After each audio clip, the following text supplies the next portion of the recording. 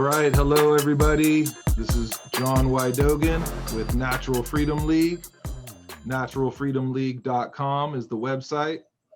Here once again with my producer and co-host, Chill Will Keller. Good evening, good day. And we are bringing back our good friend, Suzanne Roberts, for part 2 of Detachment Activism. Hello, Suzanne. Hello. Hi, Suzanne. Hi, Will. How are you guys doing? Part 2. I'm excited. Part 2. Yeah, me too. Yeah, part 1 was really good. It's probably our best performing episode yet. And yeah, I think the information is just really, it's where everybody is at right now. I mean, we're at that point. We need to start thinking in these ways and networking together. So I'm looking forward to finishing this conversation, talking about the rest of the big five: banking, education. And then I added another one at the end. We're going to talk about sports and entertainment, the bread and circuses. So I'm going to go ahead and kick it over to Suzanne, and she's going to give us a little recap and start us off. All right. So last week we started talking about what I call politely exiting the system. And you start by stopping. You stop feeding the beast. And the beast is the corporations, the control structures, the authorities.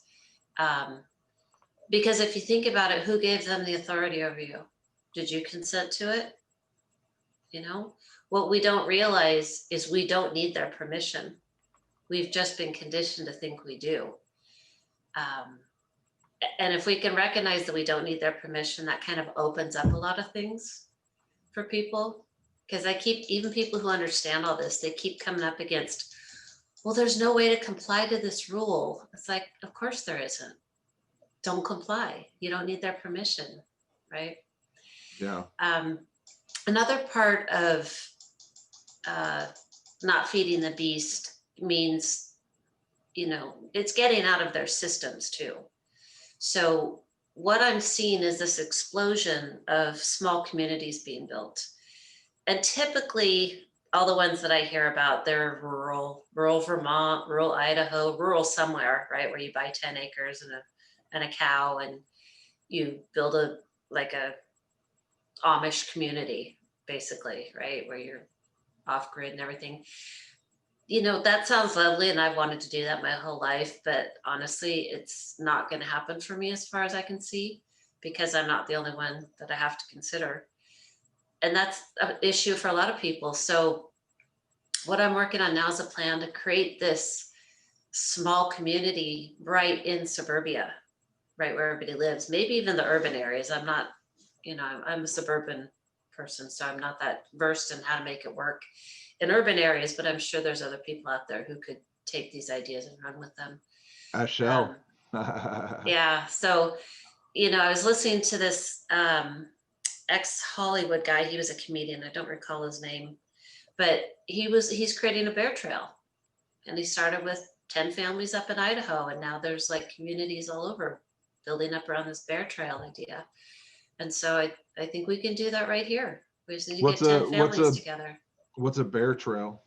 It's basically a small community that when you need something, you go to the community first, right? You need to buy canned tomatoes. Well, this neighbor down the road cans tomatoes. So you go there first, right? You trade, you barter, you pay with crypto. I mean, whatever the solution is, that you guys work out for yourselves.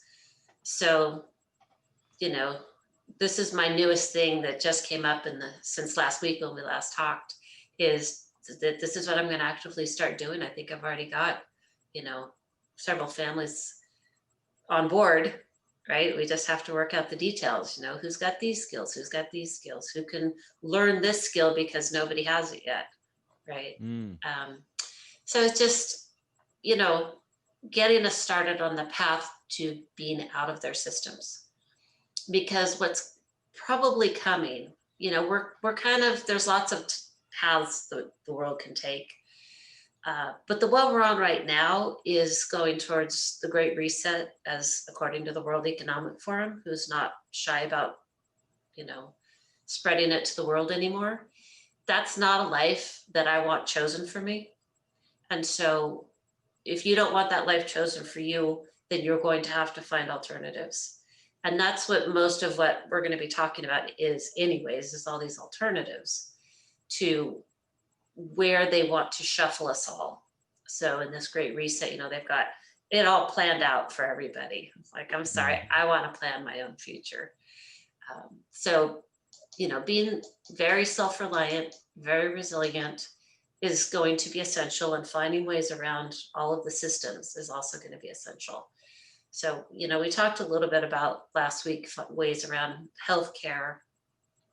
And obviously with food, you just grow your own food, or you find local farmers that grow real food. So those are, some solutions we already talked about. And so now we can talk about the others. So I'm going to start with the next easiest one, which is education. And I can hear all the parents out there groaning that, this homeschooling or homeschooling on Zoom or having to keep the kids on Zoom, it's just too hard. I'm like, yeah, it's the worst of every world. If you're trying to do their system on your dime, right? It doesn't make any sense. The benefits of homeschooling is you don't have to play their game. So then I run into other families where, well, we're in high school and we're doing the charter. And, like my one good friend said, her daughter was on there. And it's like, they drip feed you multiple choice questions and you can't even go at your own pace. You just have to sit there and wait for the screen to change. I mean, for 5 hours a day, how horrible is that? So that didn't last very long for them. So now they're just basically unschooling because the kids, after all this time online and Zoom, and they're all getting, I don't know, traumatized, some of them. One of the easiest and biggest things to do for homeschooling, for education, is just to homeschool. And that does not look like 6 hours at the kitchen table with math from 8 to 9 and PE from 9:15 to, that's not what it needs to look like. And it probably shouldn't look like it because that's just not how life flows. We want homeschooling to be how life flows. So you get up, everybody learns how to make breakfast. That's a valuable life skill. And then you learn how to clean up breakfast because that's another valuable life skill, right? And you learn how to bake bread. And you learn how to go plant the garden. I mean, you can spend a full day doing valuable life skills and none of it feels like school. Mm-hmm. Yeah. So, I've been homeschooling my younger son for 5 years, and I have had to get extremely creative about how to educate him because he is, if it has the slightest smell of school, he is like digging in his heels and resisting. So the only thing that looks at all like school is math, but I literally have to handwrite the worksheets myself. I can't go online and print them out because then it's not, special enough for him. So you have do you actually get some form through the government to have your home as like a PSA or? So if like you're not in the public school system, which includes the charter schools, and you're not in a private school system, you are supposed to fill out a private school affidavit to show that you're still doing the compulsory education. However, my mind is, you can't tell me what I have to do. You can't tell me how I have to educate my child, that I even have to clear it with you that I'm going to educate my child at home my way.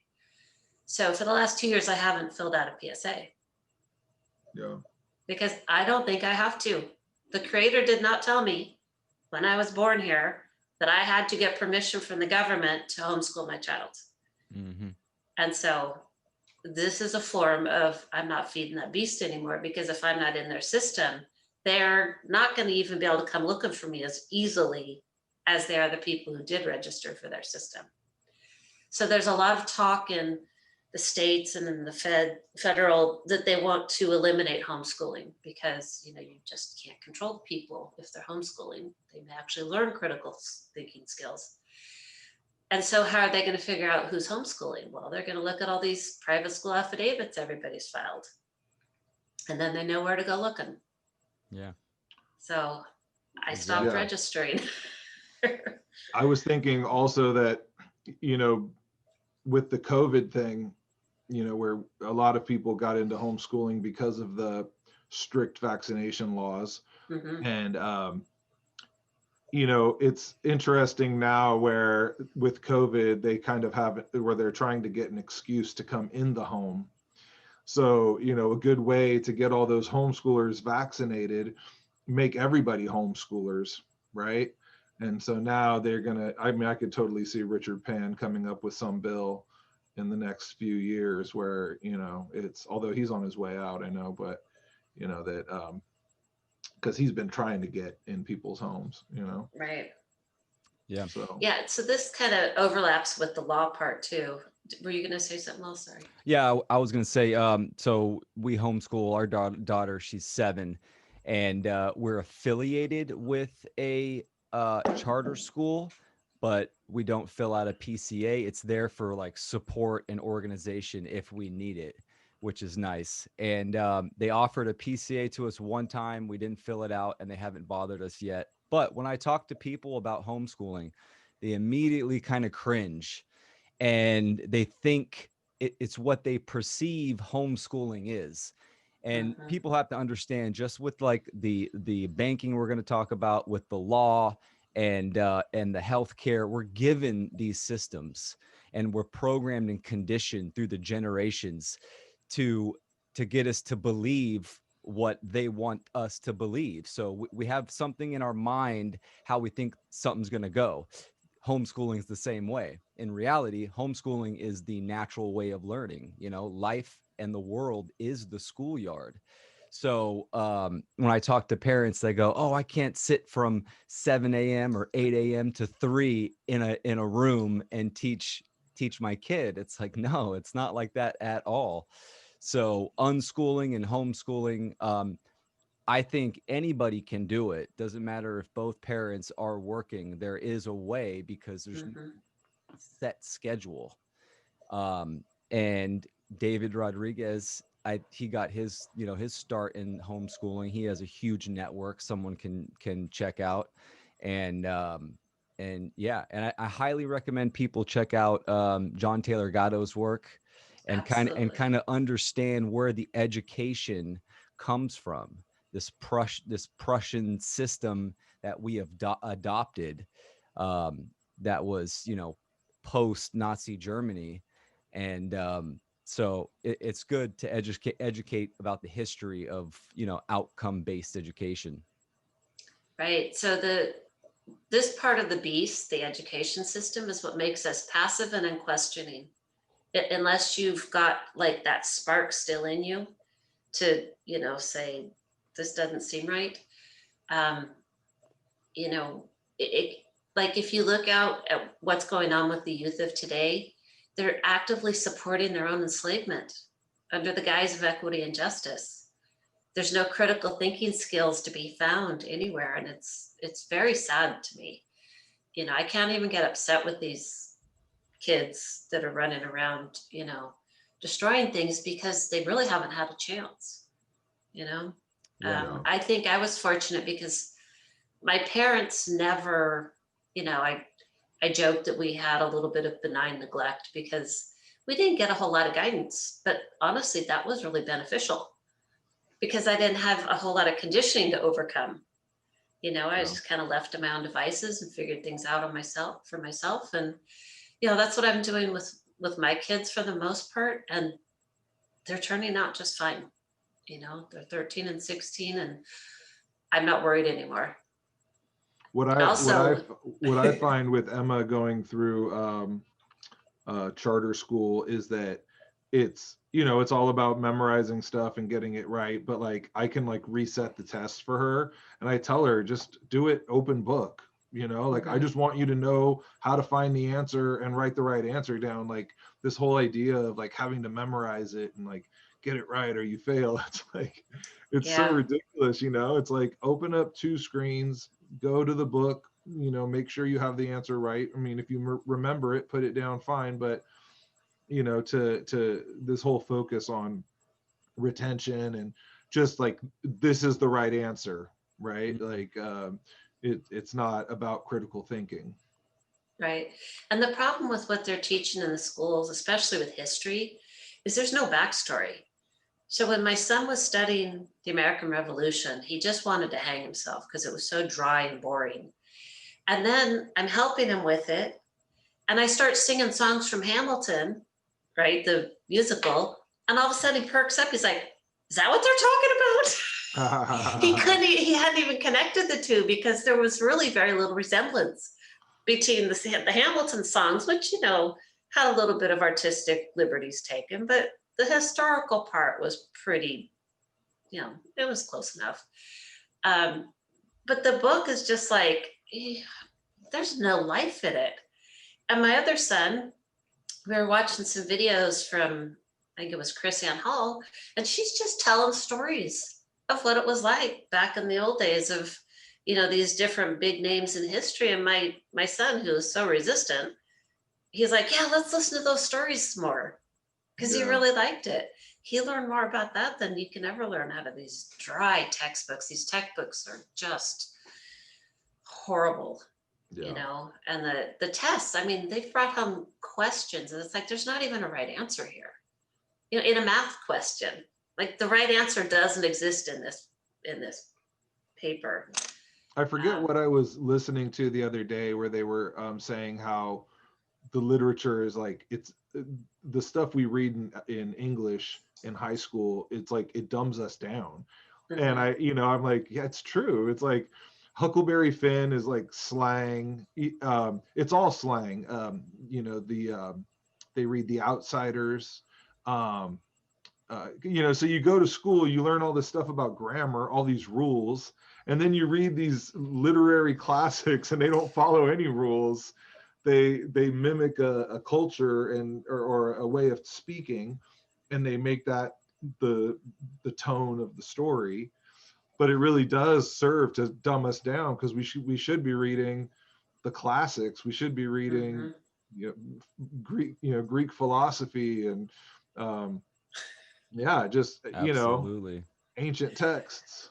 And But yeah, that's they definitely don't want to teach philosophy in public school. Government indoctrination, right? Philosophy yeah, is, it gives you the tools to actually question um, just reality, your environment, and yourself, right?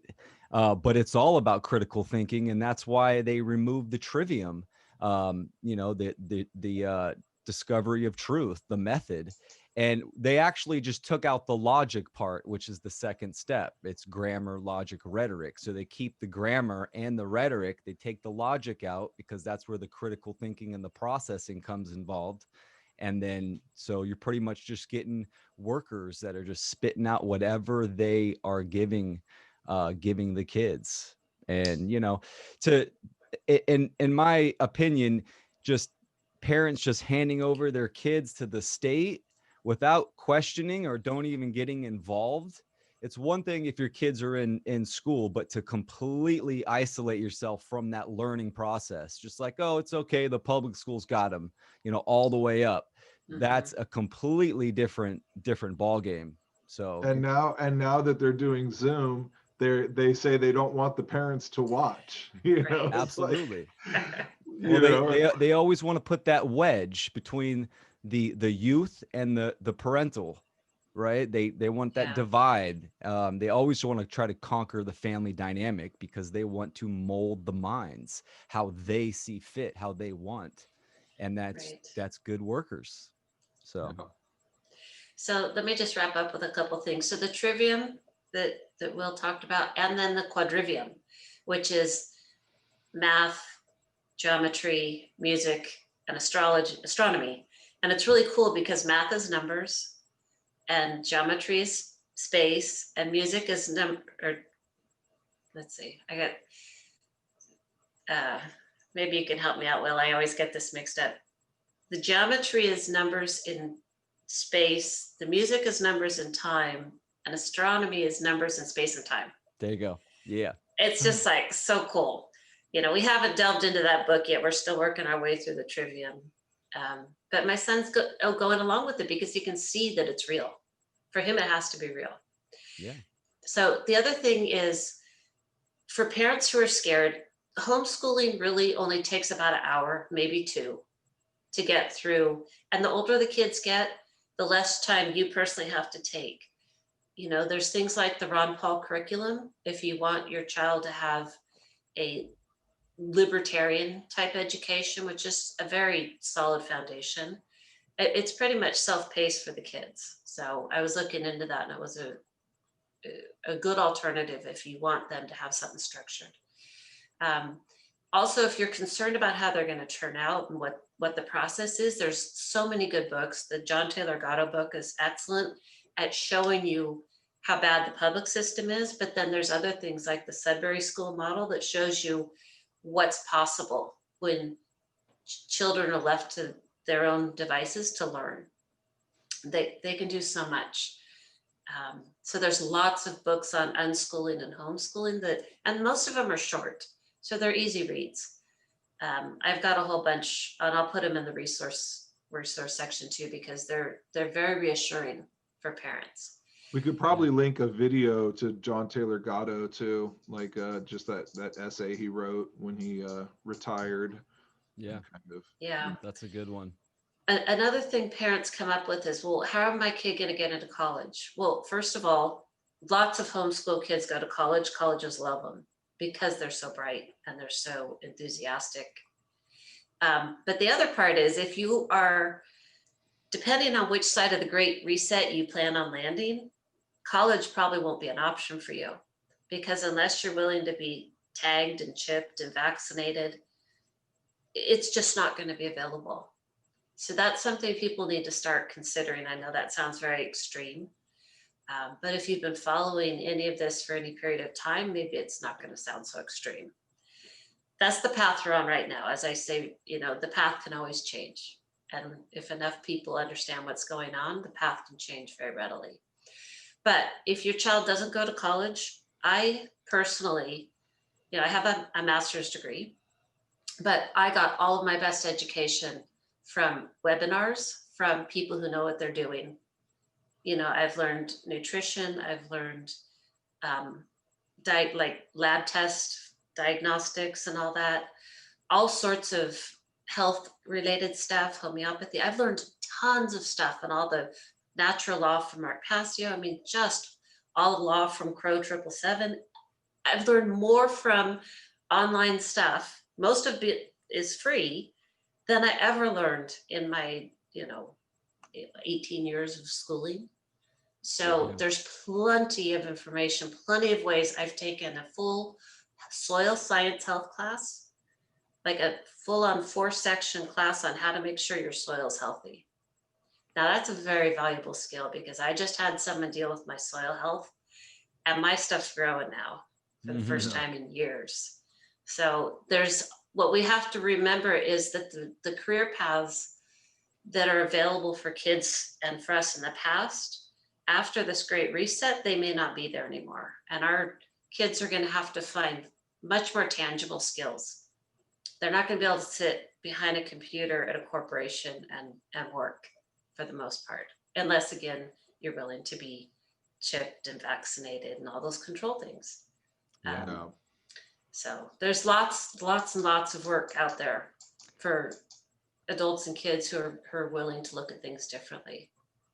And that's what education's all about, right? It's individualism. It's finding what you love to do and pursuing that knowledge and understanding, and then applying it to your life and to the real world. So, and this is kind of, detachment activism. So the activism part is the action. And when it comes to homeschooling and unschooling, there are a lot of people in your community, I guarantee, that are actually, doing unschooling or homeschooling, and you can interact with those families and create that network. Right. So some of the projects we're doing a electromagnetic EMF class right now. So a 6-week online class. It cost me, I think, $97. And they go through how to identify in your house what's putting off the most electromagnetic frequency and causing you the most harm, and how to mitigate it. I mean, how valuable is that? Awesome. Right? Yeah. So then my 13-year-old learns all this. He can run around all the neighbors with our little EMF meter and help set them straight. And they can pay him, $20 an hour. It's a win-win. He's making money at 13, and these guys are getting, significant consultations for dirt cheap. That's So that's amazing. just one example. I mean, there's just so many, the opportunities are boundless if you're Yeah. not looking down the old path. Yeah. So, Yeah, and really it's like once you find that thing you love, then you learn everything else related to that. It's like there's that one theme. So for my daughter, it's theater and writing and music. And so yeah, it's like that's really the value that she gets. And then all the stuff that the school is teaching, I have to tell her just to take it with a grain of salt. Like learn what yeah. they're teaching, get the right answer, get the right score on the test, but there may be questions that you disagree with or answers that you disagree with, and you kind of just Yeah. have to jump through the hoops. Well, and then I have to ask you why. Why does she have to jump through the hoops? Right. Just something to consider. Yeah. I mean, because I think for her, it's the idea of at this point, like grades and graduating, like that thought. But yeah, I mean, we've talked about just taking her GED and just being done. yeah. Because And I'm not challenging you because my 16-year-old's still in high school too. He does not Yeah. want to drop out of it. Yeah. Even though I think he could spend his days doing much more important stuff. But Even for them, it's hard to detach, right? I mean, it's right. probably harder maybe, on a certain level. But yeah, I mean, I think she has to an extent, and I think she's kind of looking beyond college, which I'm kind of glad. It's funny. I got to the point where I was actually advising her, if you don't have a certain degree you need from college, don't go. Well, so here's me walking my talk. I cashed out my kids' college funds, and we Yeah. invested it in alternate investments to kind of as stores of wealth, which we'll get to when we get to the banking part. But I don't see them going. I just don't. Yeah. Well, it's crazy. Kids go to college and they rack up, $100,000 of debt, and then they come out, and then they can't find a job. Or if they find a job, they're they're in debt, and they're making, low amount of income. They have to just, work that rat race and climb that ladder. Yeah. It's just, it's stressful on them. And that debt is the most insidious because you cannot get rid of it ever. Yeah, You it's can't a debt discharge it farm. in bankruptcy. It just keeps growing. There's no way out of it. It's really sinister. Yeah. So, For sure. yeah. But John, for your daughter, I mean, one thing I'm trying to get these young girls and younger teenagers to do who are interested in the musical theater and stuff is to put together some productions and take them to the cul-de-sacs. We can set up, a little platform on the end of our block here. The neighbors will come with their chairs, $5 a head. They can put on a show for us. It's not like we have anywhere else to go see a show. That's true. I would love to see some of these kids perform because I know they're really good. Yeah. So that's a cool idea, actually. Yeah, they just need to take the initiative and put something together. They don't need an adult to help them. Yeah. They So definitely don't. that's what I keep pushing my other friend that we know to do, but so far I haven't gotten any success there. But Yeah. All right, so let's dive into banking.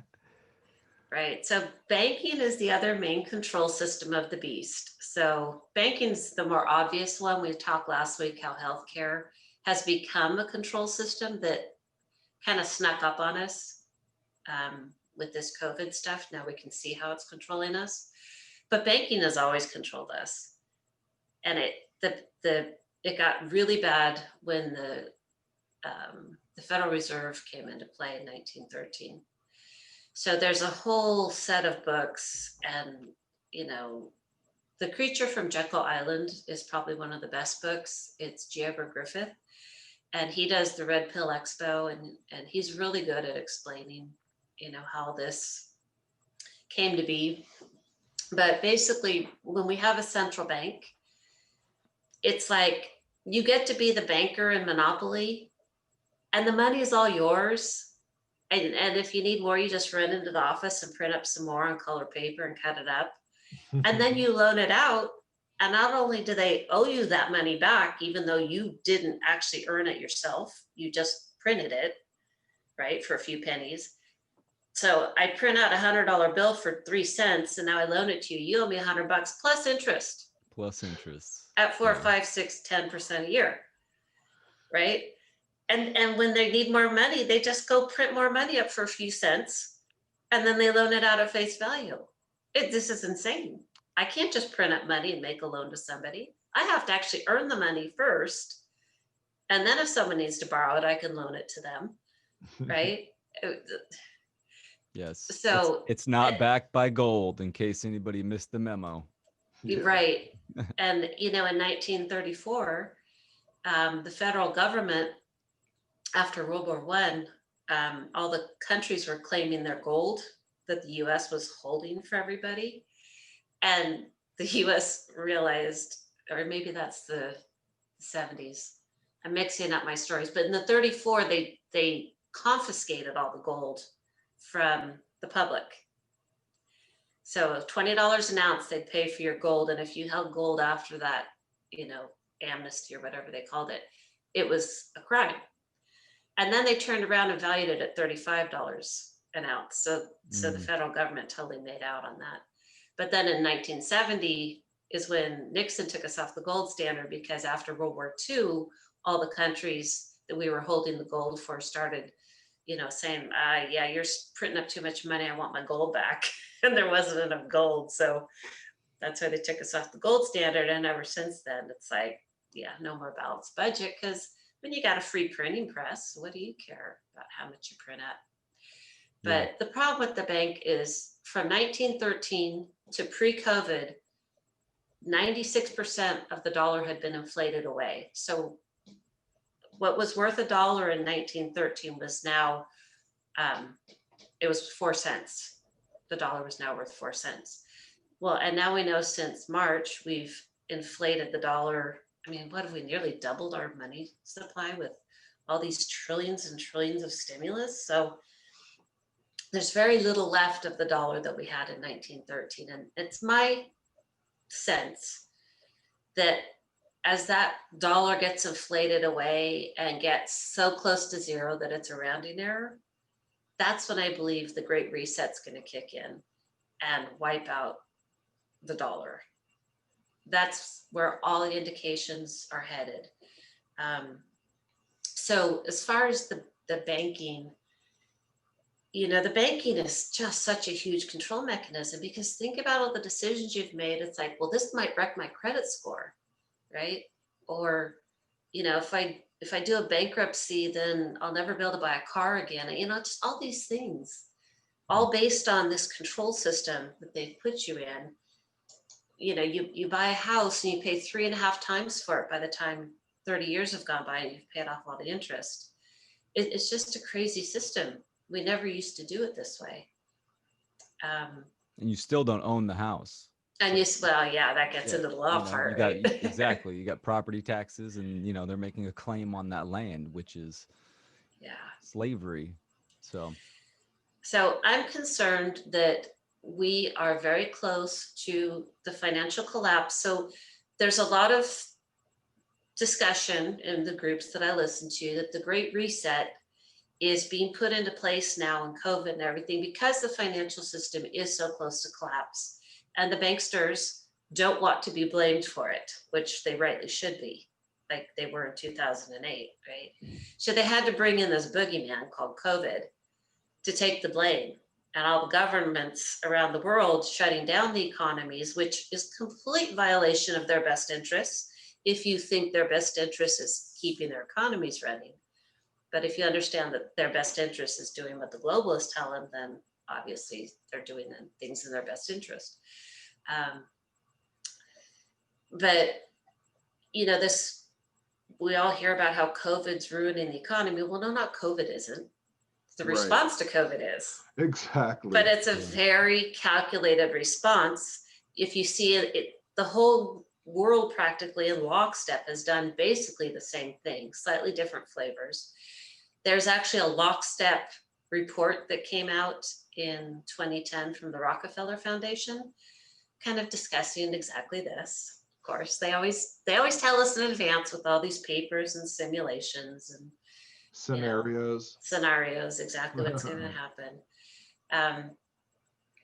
So we just, the stock market's at an all-time high right now.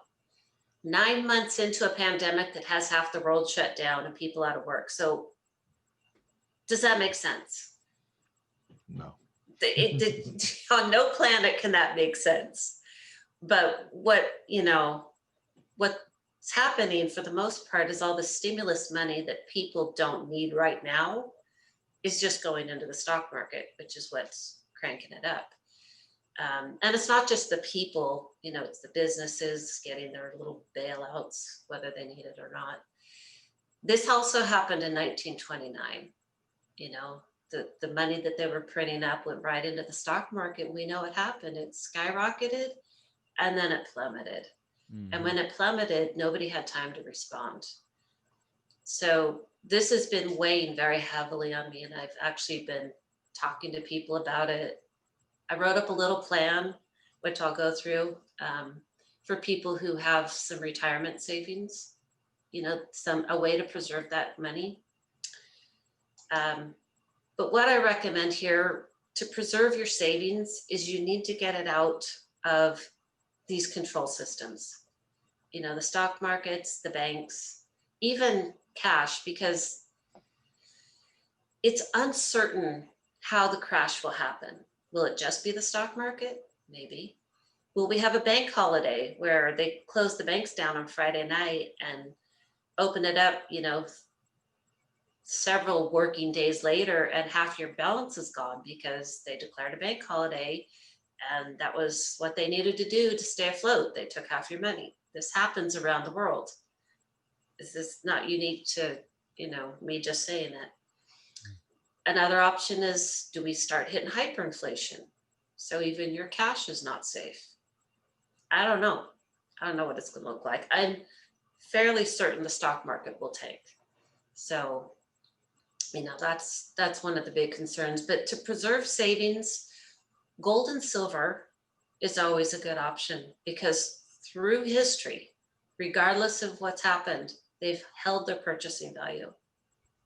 So an ounce of gold in old Rome would buy the same amount of goods and services as an ounce of gold does right now.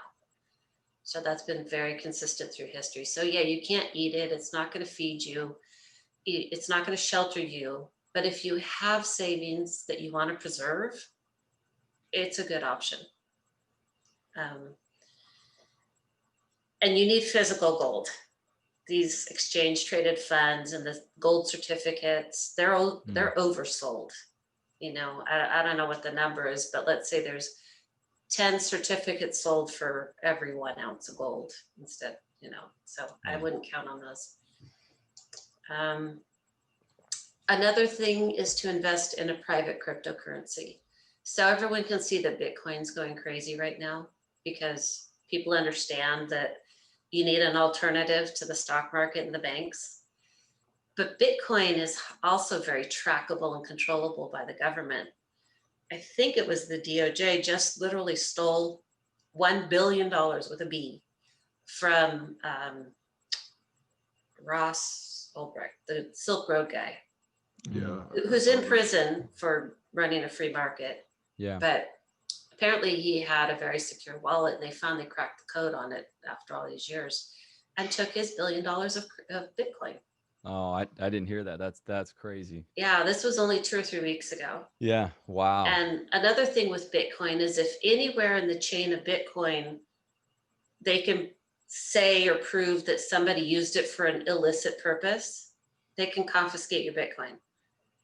Right? It's like saying, well, that $20 bill that you just paid me with was used to, snort cocaine 6 months ago. So it was involved in drugs. So now I'm going to take it from you. Yeah. That's crazy. Come on. But this is how they operate. So I follow the Dollar Vigilante, who has a subgroup called the Crypto Vigilante. So he's really good. He's the one who puts on Anarchapulco. Yeah. Jeff Yeah. Berwick. Yeah. So, and he's fun to watch. He's very entertaining. Yeah, he's funny. But they do very in-depth research. They're like, they get crypto. I'm still like a first grader in my crypto knowledge. So I'm kind of right now leaning very heavily on their information. So, I don't want anyone to take my word for it. Please go do your own research. Yeah. But, what they're recommending is you buy Monero because it's a very private blockchain. So it's not going to be very easy to crack if you're the feds or whoever. Yeah. And since I've been doing this, my stuff has doubled already. I mean, don't have a lot invested, but it's already doubled because, people know what's coming. So Yeah, it seems like, going crypto would be probably the most wise decision. And ultimately, I think that's what the governments are going to do to replace, the fiat currency is go to, the social credit system, cryptocurrency. And it just kind of makes logical sense that they would do that. So definitely a good time to get in on that. I think ultimately,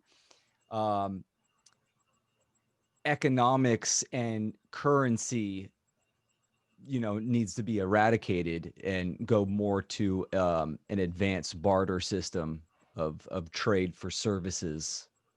So, but that's a whole different conversation. yeah, that gets really involved. I've been listening a lot to the libertarian talks about economics. And if you actually have a true free market, which is what the black market is, Yeah. it runs itself. We've never experienced a true free market in the Western world.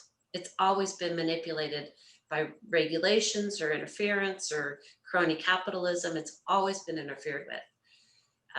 So the counter economics, which is a little book written by one of these, Edward Conklin III, he's the one who talks about how this all works. And, so that's where we're headed. So with like the barter system or whatever you use as currency is kind of irrelevant. It's the fact that nobody's controlling your transactions that makes it the free market. So with the crypto, it is part of the Great Reset.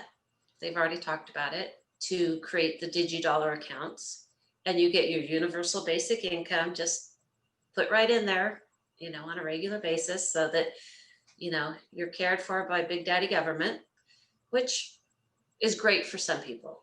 It might keep people from starving. So I'm not going to say, don't do it, but I don't want to be controlled, because that's all going to come with a very high control price on it, along, with that social credit score you were talking about. You don't do everything you're told, your account's locked. And then what? So it's like anesthesia. They just give you some stimulus, they give you some money. Always comes at a price, for sure. Always. Yeah. So, cryptocurrency is as diverse as people, right? There's highly controlled, manipulable, like the DigiDollars that the Fed's going to create. That's one end of the spectrum. And then there's Monero and Pirate and some others that are very, very private and not controllable. And they use the peer-to-peer network to keep track of their blockchain. That's the other side of the thing. And like Bitcoin's kind of in the middle.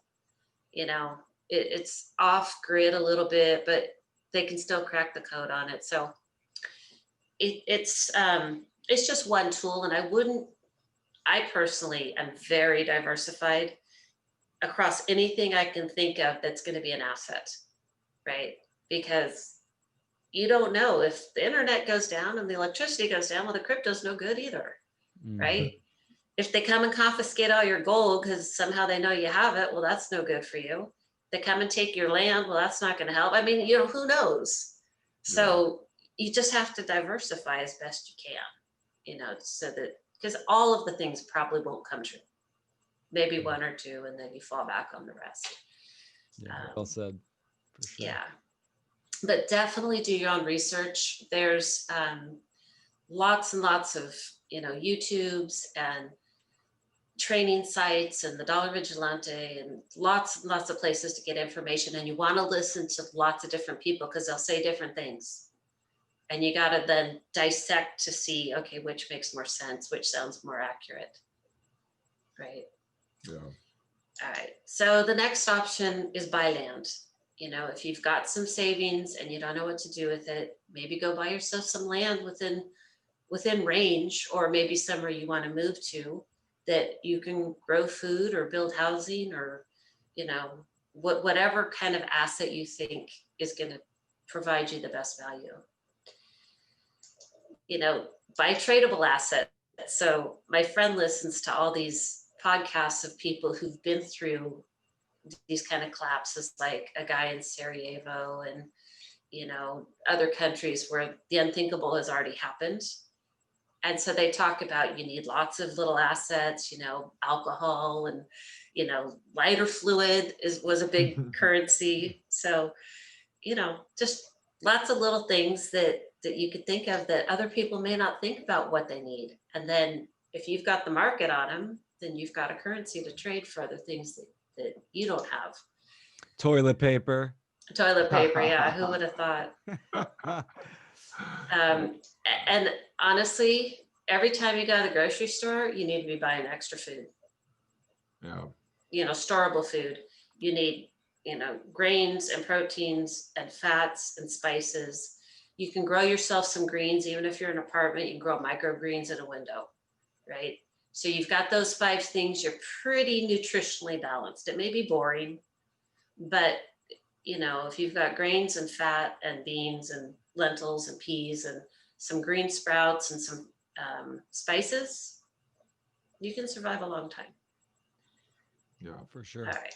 I'm going to add also, maybe get a pretty good water filter where you can actually take water from a stream, from a lake, get a good one that can go, 5,000 gallons or something like that. So that's just something we didn't touch on, is water, but obviously important. Yeah, water's a huge one. I'm actually going to buy an above ground swimming pool because I've been looking at all the water tanks and they're so expensive. And if I get an above ground swimming pool, I can grow fish in there. I can grow aquatic plants. I have the water, and then the kids can swim in there too, right? You got to filter the water anyway. So I just got my rain barrels for my gutters on my house, so I can collect the rainwater and use that for my garden and all that stuff. Yeah, that's great. I've got a bunch of those too. So the last one is just keep some cash on hand, right? So if the banks fail and you've taken your cash out, you're good. If hyperinflation hits, well, then it may be a good fire starter, right? So it's hedging the bets. Yeah, we saw that in France, I think, right? When the ATMs, the banks shut down and people were rioting. So yeah, absolutely good advice. Yeah, these are all things. And when I talk to people about this, they're like, well, but we're in America, it can't happen here. That is a really good psyop they've worked on all of us. That's because it can happen here. There's no reason it can't, So this next part is, I came up with a very simple plan for anybody who's a little bit older, maybe has some good amount of money in a retirement fund or even a pension, and you're worried about the stock market and you have a mortgage or some sort of debt. Even if you don't have a mortgage or debt, you can roll that money out into a self-directed IRA. So this is a custodial account and there's no tax liability because you're rolling it from an IRA to an IRA. You just have to do the paperwork right. which isn't hard. And then once it's in a custodial account, you have an infinite number more options that don't include the stock market and bonds and CDs and money markets, right? So you can invest in mortgages or gold and silver. There's a lot of limitations, but the one plan that I've come up with that most people could probably make work is you roll your stuff out, you find somebody else, like a friend or family member who's in a similar financial situation. So let's say you have 300,000 of savings and a $300,000 mortgage. I'm making this very simple. And your friend has the same situation. You roll your stuff out to your self-directed IRA. You loan each other $300,000 because you can't pay off your own mortgage with your self-directed IRA. That's a violation of the rules. But you can loan it to anybody else, just not a parent or a child, I believe. You have to look up the rules, but it's, I loaned to my sister, right? I gave her a mortgage when she bought her house. It was great. Awesome. And so you loan to each other and you pay off your mortgages. And then if you want, interest income and interest write-offs for your taxes, then you make payments to each other and you calculate your statements at the end of the year and you send them to each other and you have everything to file your taxes and whatever, if you still file taxes. And if you don't want to do that, then you just make it a balloon loan for a 40-year term or a 60-year term where you make the terms, right? But if either one of you, for any reason, can't repay, you lose your job or whatever, you're even. You've lost nothing. You've basically used your own money to pay off your mortgage. You just have to do the paperwork to make it look like you didn't. Right? Excellent. And so you've preserved your wealth. If the stock market crashes and takes your money with it, you still have your mortgage. And maybe not your job anymore because everything will tank after that, right? Then you lose your house. If I'm wrong and the stock market doesn't tank, you still have paid off your mortgage. And yeah, you lose a little bit of potential gains in the market. But at this point in time, I'd say the risk is, it's worth taking the risk of losing some potential gains rather than losing everything. Yeah. For sure. And there's lots of varieties of this. If you've got not enough money or too much money, you can make loans to other people. And the thing is that if people get into dire straits, it's okay because, if you're making loans to people and you know their integrity, you're safe, right? Even if something happens, there's going to be a way to make that balance. Whereas the bank would just come in and take what you have with no sympathy, no empathy, no concern for, is everyone going to be out on the street with nothing, nowhere to live? So this is community banking. This is bringing it back to the basic level where we support each other. I like that. That's what it's all about. Yeah, I love that plan, and I hope people can make it work for them. Yeah. Good. We have it attached in the notes so people can access this info. Right. The other thing too is just get out of debt, because one of the things coming with the Great Reset is this big debt forgiveness, which sounds really great. However, it comes with a big price. Like you give up all your assets and, this is what they're saying now. Who knows how it'll actually play out? But what they're saying now is we'll forgive all your debt. You give us all your assets. We're good. No, I don't want to give up my assets. Thank you. Yeah. Right. And then finally, do your best to get your money out of the banks, because these banksters are criminals. They print money out of nothing. They loan it to you at interest. And then when you don't pay back what they never had to begin with, they take your assets. Think about that. Yeah. That's Would you insane. recommend like credit unions over banks or? So I've been a credit union person for all my adult life. I don't know that they're any different. I honestly haven't come across anyone talking about it, and I haven't done the research on it yet. Yeah. So I don't know. Yeah. On the surface, they're better, and people still say they're better. but I don't trust stuff anymore. So I just can't, I don't know. Right. I do need to look into that. I just am not sure where to look. Yeah, Um, I don't use any banks. If I get a check, I cash it, and I do have a PayPal Me, and you know, it can be linked through crypto as well. So crypto's, you know, it's getting pretty popular for using it to buy online and stores and stuff. There was gas stations right by my house that are accepting crypto now, Bitcoin. Wow. yeah, Yeah. that's nice. So, for your pass-through purchases where the crypto comes and goes out of your wallet pretty quickly, I wouldn't be concerned. But for any crypto that you're using as a savings account, you definitely want it off their grid, Yeah. because you don't want it to be just taken from you because you got a bad coin from somebody. Isn't Right. there a hard wallet? It's like a physical flash drive. Yeah, but I don't know that that's going to protect you from what I'm talking about. Yeah. It's not that someone's physically going to steal your keys or anything, because that's a different thing. If you've got a wallet, it's just like a physical wallet. And if someone gets your information, then they can take all your money. Got But it. what I'm talking about is like what happened to the Silk Road guy, where Yeah. they cracked his wallet code and took his money. Or with other people, they say, you took a tainted Bitcoin, so now we're going to confiscate, your Bitcoin, because this one 20 cycles ago is used for a drug purchase, right? I mean, it's just absurd. Right. So Yeah, that's crazy. yeah, so there's lots of stuff making Bitcoin or crypto easier to use, like hooked up to a debit card and stuff. I think that's great because we need the convenience of it to make more people accept it. But I wouldn't keep a whole lot of money in there, is I guess what I'm saying. I would keep your savings in a very secured, separate, private wallet. Yeah. Excellent. So one last thing, well, a couple more things we'll talk about before we wrap up.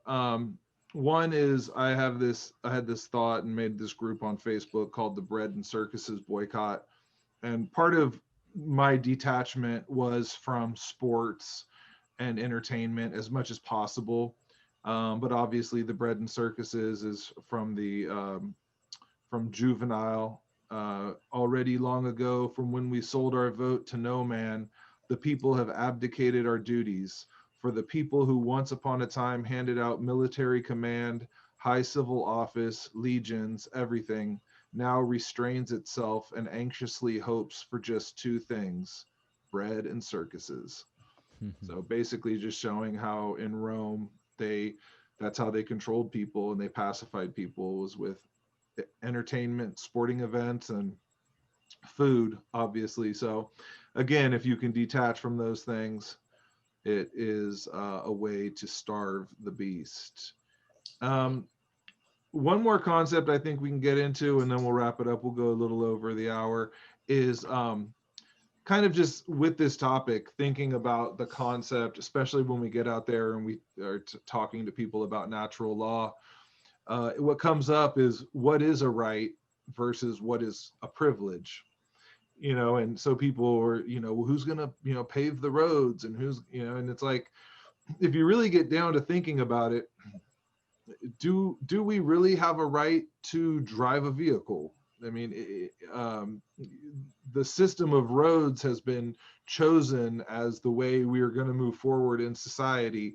But prior to them building the roads, there were train systems and there were alternative ways to get around. And potentially a world could have been built where it wasn't valued for every single individual to have a car and for roads to be paved over everything. So it's kind of just an interesting thought when we get into this topic of things that we think of as rights that are actually privileges, and that, again, the government, the beast, can hold over your head and say, well, if you don't get vaccinated, you can't fly anymore. If you don't get vaccinated, you can't go to a concert.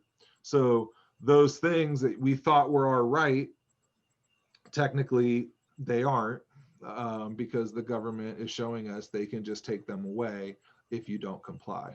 So So that gets into the law, which we actually didn't even start talking about. We covered Um, it a little bit last week though, so. yeah, so I've been really digging deep into the law, and I've gotten the best information from the Crow 777 radio. He's had lots of people on with coming at it from all different angles, and they all get basically the same result. When you stand in your power and you're knowing that you are a flesh and blood man or woman, given your rights from the creator who created you, then all the rest of this is just BS. And and they stop harassing you. The trick is you have to say it right, and you have to do it right. And one of the more powerful things that and the thing that people can wrap their head around is the affidavit. So the affidavit is your statement of truth. And when you put down your statement of truth and you have it notarized and you send it to whoever you need to send it to, the court and whatever government agency is harassing you, and you tell them you have 20 days to rebut this or it stands as truth, well, they don't rebut it. They can't. And then it stands as truth. And then the judge has to listen to that, because they know if they don't, if you have claimed your authority and your self-responsibility, and then they harm you, then they are harming you. And all of their little tricks for making it seem like they're not causing you harm, they fall by the wayside, because now you've proved to them you are an adult and you know your rights. And if they violate them, they're going to be the ones paying the karmic debt. And we think we know our rights. Our rights don't come from the Constitution. Our rights and our privileges don't come from the authorities or the motor vehicle agencies, or they come from the energy that created us. And this actually passes down. So when you create children, technically, they are your property until they become of an age of competency, right? Whatever age that may be. We call it 18 or 21, but it doesn't have to be. You know, I told my son, as soon as he can competently drive himself around without concern, I will consider him to be competent and an adult, and he will no longer be my property, right? So that's a really interesting concept, because, you know, everyone's going to freak out. You don't own your children. Well, you know, under the laws, natural law, you kind of do, because you are very responsible for them. You have their best interests at heart for the most part. If you were raised up properly, then you'll, you know, carry that on.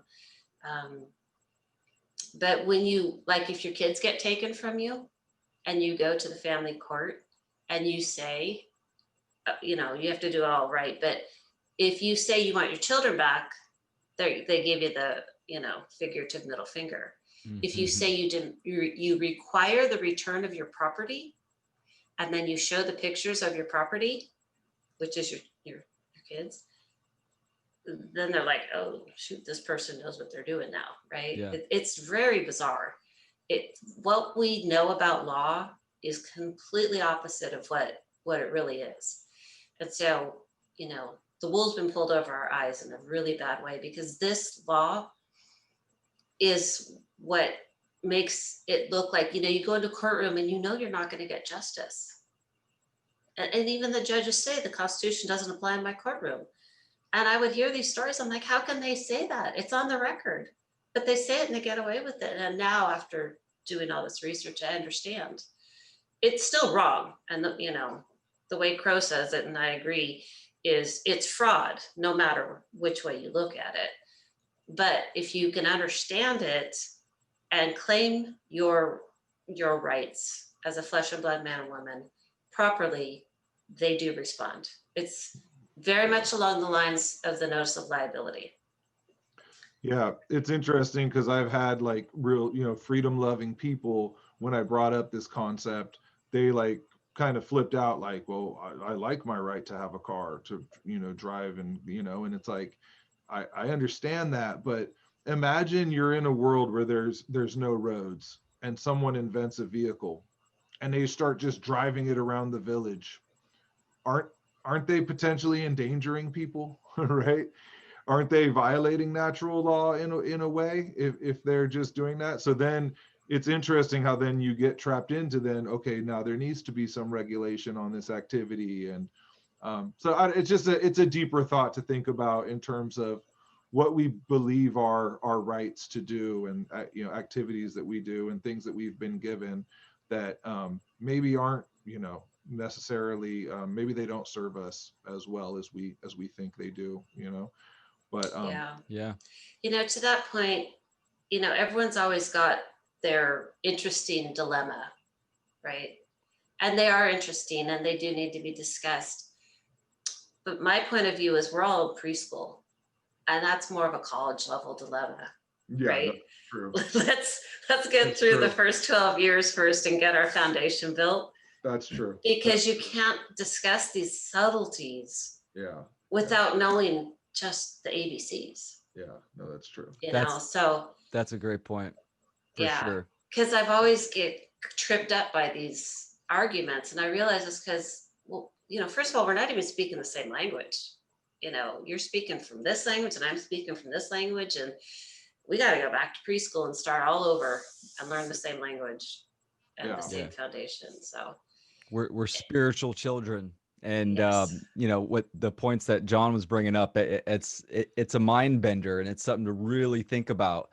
And because these systems have been given to us, so it's like, who to say if humans should be flying around in a mechanical bird, so it's but right. That's way down the line. We first have to deal with first things first, principles, the human condition, which we have bad people making claims on human beings and are running the world. So slavery does exist. And I know that's a trigger word for some people, but yes, slavery does exist. And, we have to deal with, what's going down right now, for sure. And then evolve and move to the next stage and graduate. Leave it to me to always take it too far. All right, you guys. These things need to be discussed, certainly. It's an interesting thought, It's just like Will sent me a meme. We were talking about it where it's a deer in the middle of a road, and the meme is, some people see a deer in the middle of the road, but really it's a road through the middle of the forest, right? Yeah. Right. And it's like, but again, you're right. That's the next level, So anyway, we're gonna end this because it's been a nice long information-packed episode. Suzanne, thank you very much for sharing with us all of your knowledge and the research that you've done in the last few years. All right, well, thank you for having me. It's been great to be able to, get this out loud on the record. Yeah, that's awesome. Thanks, Suzanne. It's wonderful. It's a pleasure. All right, definitely. Thank you, guys. And always remember, put something good in the air and plant something good in the earth. Hey, cheers.